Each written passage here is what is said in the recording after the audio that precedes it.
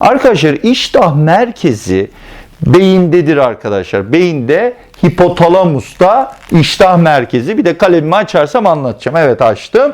İştah merkezi arkadaşlar beyindedir.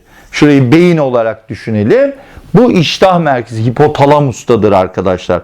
Hipotalamus iştah merkezidir. Ama bakın yemek yemeye, burada size bir grafik hazırladım. Yemek yemeye etkili hormonal bir disiplin vardır. Ne demek bu? Arkadaşlar ne yiyeceğimizi, ne kadar yiyeceğimizi belirleyen bir merkez vardır. Bakın bu beyindedir. Ama ne kadar yiyeceğimize mide ve bağırsak sistemimiz karar verir ki buna metabolik süreç deriz. Ne yiyeceğimize, bakın çok önemli bu, ne yiyeceğimize duyularımız karar verir. Bunları harmanlayan şey koşullanmadır, beyinde olur ve beyindeki hipotalamusta iştahımızı pozitif, negatif ya da nötr durumda tutar. İştah merkezi beyinde, yani mide ile bir ilgisi yok. Ama mide bağırsak sisteminde iştah merkezine sinyaller gönderen bir takım hücreler vardır. Bunlar beyinde harmanlanır. Neyle beraber? Duyularımızdan gelen sinyallerle beraber ve geçmişteki yemek tecrübelerimizle beraber harmanlanır. Biraz daha açıklayalım. Geçmişteki yemek tecrübelerimiz. Ben mantı yedim, zevk aldım. Bakın nedir? Bir tecrübe bu. Sonra biz mantı kokusu alırız duyularımızla. Sistem aktive olmaya başlar. İştahlanmaya başlarız. Aşağıdan mide ve bağırsak sisteminden de hormonlar yukarı etki eder. Gönder mantıyı, şekerimiz düşüyor. Gönder çikolatayı, şekerimiz düşüyor. Gönder eti, gönder hamur işini, enerjiye ihtiyacı var vücudun diye aşağıdan böyle sinyaller gelir hipotalamusa. İşte bu tecrübelerimiz ve duyu organlarımız ve bağırsaklarımızdan gelen etkiyle beyin, hipotalamus, iştah merkezi bunu harmanlar ve sizi koşullandırarak yemeğe yöneltir. Evet, gidelim yemeğe ve yemek yemeye başlayalım. Bakın artık koşullandık. İştahımız var. Yemek istiyoruz. Canımız mantı istiyor ve yemeye başlıyoruz. Çizelim hemen yemek borumuzu, midemizi, ince bağırsaklarımızı ve kalın bağırsağımızı çizelim.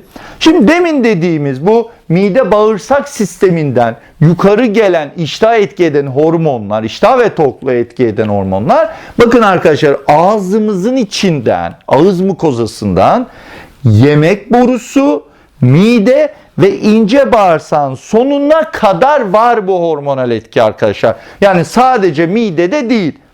Sadece midede olsa midenin hepsini alırdık, iştahımız ortadan kalkardı, güllük gülistanlık hayatımıza devam ederdik.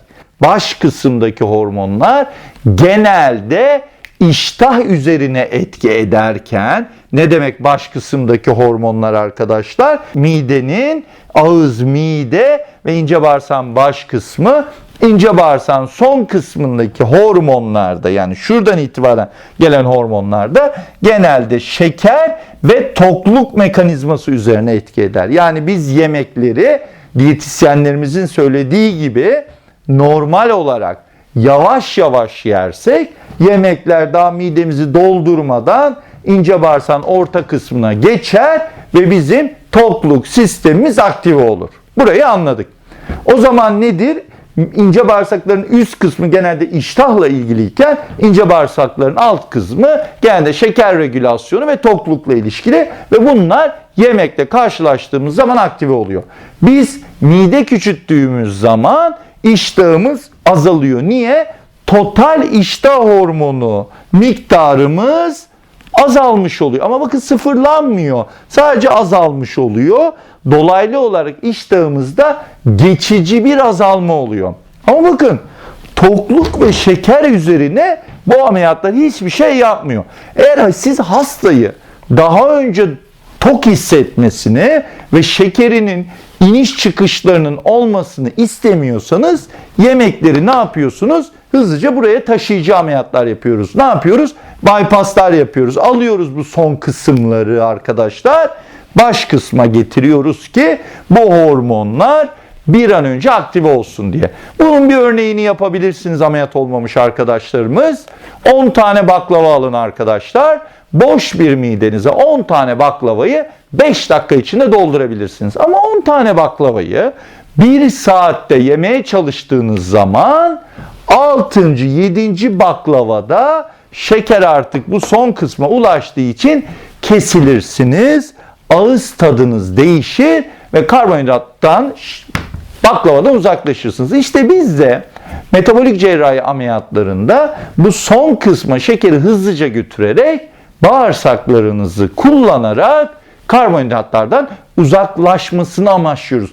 O yüzden bağırsaklarınız beyne çok ciddi sinyaller göndererek sizin karbonhidratlardan tiksinmenizi ve karbonhidratların midenizi bulandırmasına neden oluyor arkadaşlar.